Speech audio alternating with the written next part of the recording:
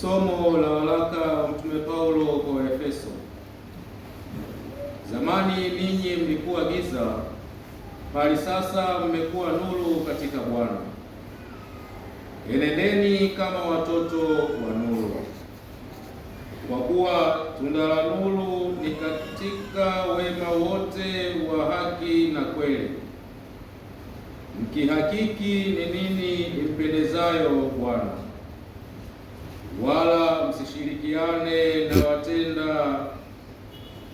msishirikiane na matendo yasiyozaa ya giza, bali myakemee.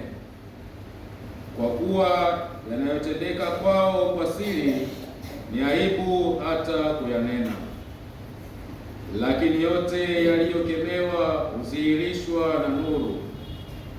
Maana kila kilichodhihirika ni nuru.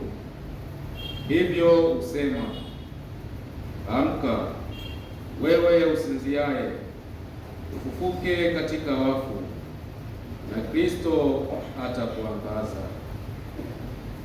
Neno la Bwana.